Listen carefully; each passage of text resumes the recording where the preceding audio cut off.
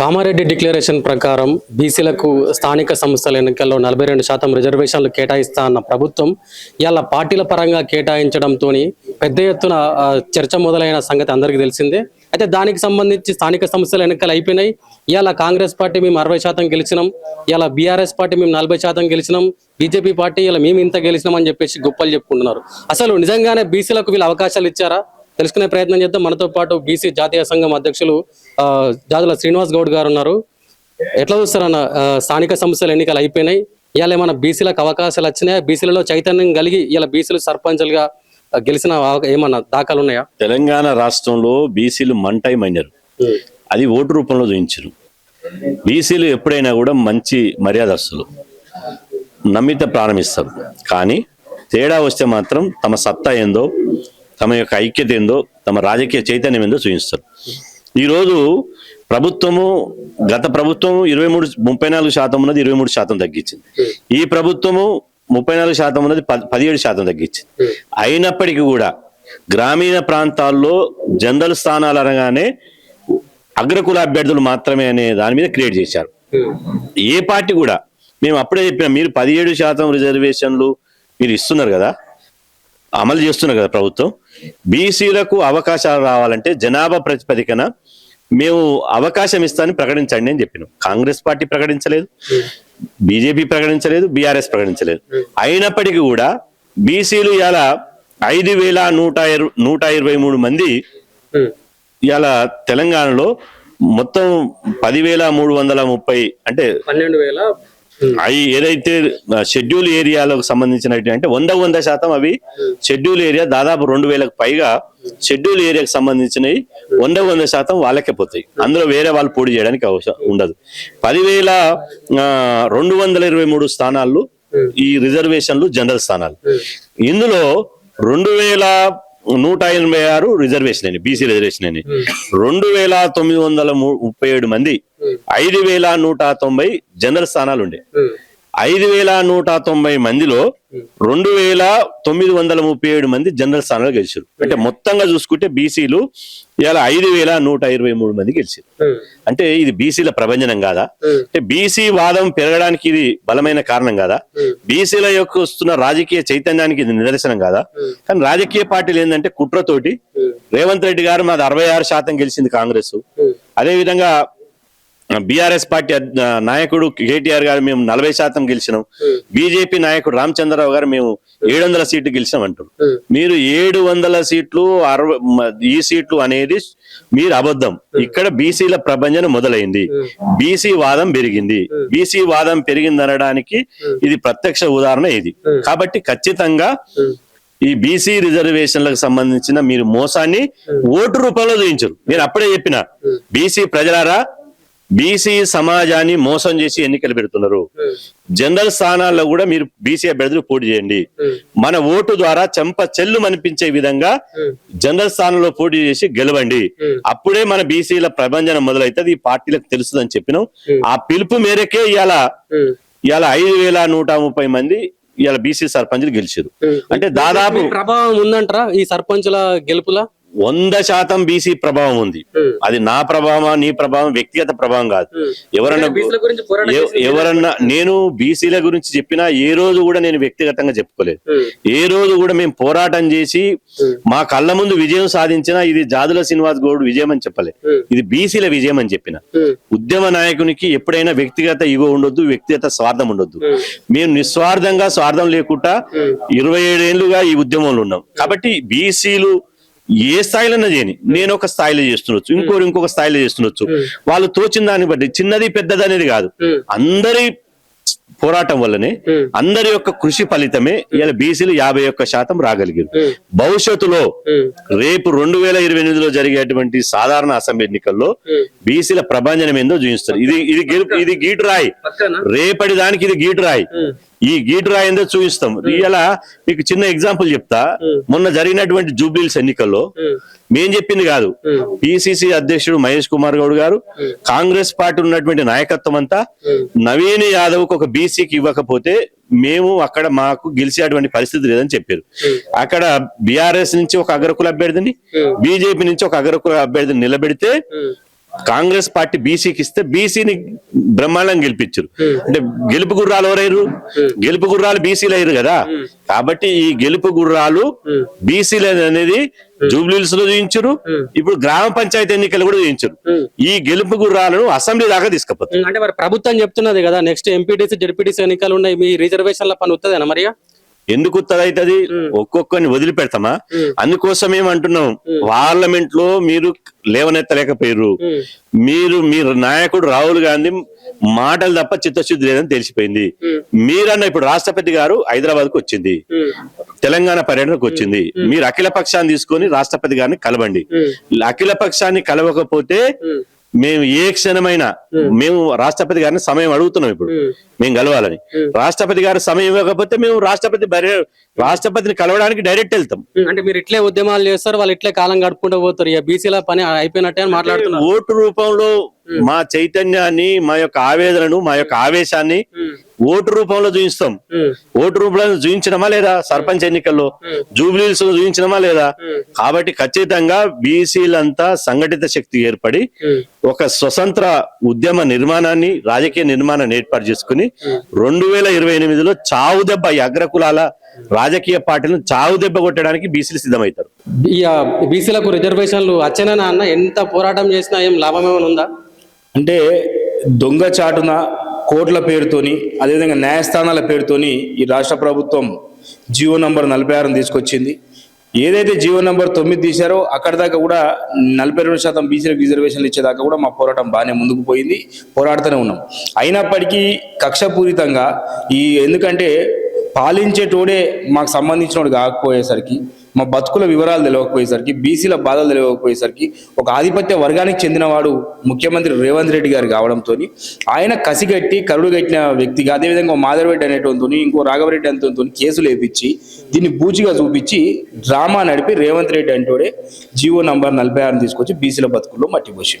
అయినప్పటికీ మేము మొదటి నుంచి కూడా చెప్తున్నాం, స్థానిక సంస్థలు స్థానిక సంస్థలతోనే 42% ముడిపడలేదు. విద్యా ఉద్యోగాలలో మా పిల్లలకు రేపొద్దున భవిష్యత్తులో 42% విద్యలో అవకాశాలు దక్కాలి, 42% ఉద్యోగాలలో అవకాశం దక్కాలి. ఎందుకంటే ఇప్పుడు 50% సీలింగ్ అనేది ఒక పెద్ద బూచి. ఎప్పుడో 1992లో ఇంద్రసాని కేసు చెప్తున్నారు. అప్పుడు భారతదేశ జనాభా ఎంత? 60 కోట్లు 70 కోట్లు. ఈరోజు జనాభా ఎంత? 140 కోట్లు. అంటే భారత రాజ్యాంగాన్ని అనేక సందర్భాల్లో సుప్రీంకోర్టు చెప్పింది. ఇప్పటికున్న స్థితిగతులను బట్టి దాన్ని మార్చుకునే అవకాశం ఉంది. అప్పటి జడ్జిమెంట్ కూడా రివైజ్ చేసుకునే అవకాశం ఉందని భారత అత్యున్నత న్యాయస్థానం సుప్రీంకోర్టు చెప్పినప్పుడు అంటే అన్ని చేస్తారు వీళ్ళు. ఇప్పుడు ఎంత క్రిటికల్ అయిన ఆర్టికల్ 370ని వీళ్ళు క్లియర్ చేస్తారు, అదేవిధంగా త్రిబల్ తలాక్ని క్లియర్ చేస్తారు, మన రామ మందిరాన్ని అన్ని సాల్వ్ చేసి కేవలం ఓబీసీల అంశానికి వచ్చే వరకే ప్రధానమంత్రి గారు బీజేపీ ప్రభుత్వమేమో అట్లుంటది. అదేవిధంగా మాట ఇచ్చి ప్రభుత్వంలో ఇక్కడ ఏర్పాటు చేసి బీసీల ఓట్లతో గద్దెనెక్కిన ఈ ప్రభుత్వం ఏమో ఈ దొంగ ముచ్చట్లు చెప్పుకుంటా దోపిడీలు చేసుకుంటే వీళ్ళు బతుంటారు. కనీసం వీళ్ళకు బుద్ధి ఉంటే, కనీసం వీళ్ళకి ఏమైనా చిత్తశుద్ధి ఉంటే, ఇప్పుడు ఇండు కూటమిలో 100 మంది ఎంపీలు ఉన్నారు. కూటమి మొత్తంగా 243 మంది, కాంగ్రెస్ పార్టీకే 100 ఉన్నారు. 243 మంది ఎంపీలలో ఒక్క ప్రైవేట్ బిల్లు పెట్టలేదు. 21 రోజులు ఈ రోజు పార్లమెంట్ సెషన్ జరిగితే 20 నిమిషాలు కాదు 10 నిమిషాలు కూడా బీసీల గురించి ప్రస్తావించలేదు. ఇంకా దుర్మార్గమైన విషయం ఏంటంటే ప్రధాని నరేంద్ర మోడీ గారు మాకు అపాయింట్మెంట్ ఇస్తే అని చెప్పిన ఈ ముఖ్యమంత్రి వర్యులు మన సబ్మిట్ కోసము ప్రధానమంత్రి 45 నిమిషాలు గారు కలిచారు. డిప్యూటీ సీఎం గారు వీరు కనీసం ఒక నిమిషం కూడా బీసీల అంశం ఎత్తలేదు. పోనీ అదైపోయినాక మొన్న 4 రోజులు నిన్నటిదాకా ఢిల్లీలో ఉన్నాడు ముఖ్యమంత్రి గారు. 4 రోజులు ఢిల్లీలో ఉంటే 4 నిమిషాలు కూడా ఏ కేంద్ర మంత్రిని కలిసి కూడా అంశం ఎత్తలేదు. పార్లమెంట్ లో తిరిగాడు, పార్లమెంట్ లో కేంద్ర మంత్రులను కలిశాడు, అదేవిధంగా పోయి అల్పాహారం కూడా తీసుకుని క్యాంటీన్లా. కానీ బీసీల విషయం కానీ బీసీలకు సంబంధించిన రిప్రజెంటేషన్ కానీ ఇవ్వలేదు. అంటే ఈ అంశం పక్కన పెడితే ఇలా స్థానిక సంస్థల ఎన్నికలు జరిగినాయి. మీలాంటి బీసీల నాయకుల పోరాటాల వల్ల బీసీలలో ఎంతో కొంత చైతన్యం కలిగి బీసీలు ఇలా సర్పంచ్లా కొంతమంది కాగలిగారు. నెక్స్ట్ జెడ్పీటీసీ ఎంపీటీసీ ఎలక్షన్స్ ఉన్నాయి. దీనికి కూడా ప్రభుత్వం ఎంతో కొంత ఇప్పుడు ఆమోదం తెలిపే ప్రయత్నాలు జరుగుతున్నాయి. సో ఎట్లా మీ నెక్స్ట్ చెప్పి ఏంటి అసలు? మేమేమంటున్నామంటే స్థానిక సంస్థలలో గ్రామాలలో బీసీ నాయకత్వాన్ని తప్ప వేరే నాయకత్వాన్ని ఒప్పుకునే ప్రసక్తి లేదు. మన జూబ్లీహిల్స్ లో కూడా బీసీ అభ్యర్థి కాబట్టి గెలిచిండు. కాంగ్రెస్ పార్టీ ఇంకో పార్టీ చూడలే. ఈ రోజు కూడా బీసీ క్యాండిడేట్లను చూసి దాదాపు 5,000 పైచలకు సరిపడి అంటే 51% గెలిచిరు.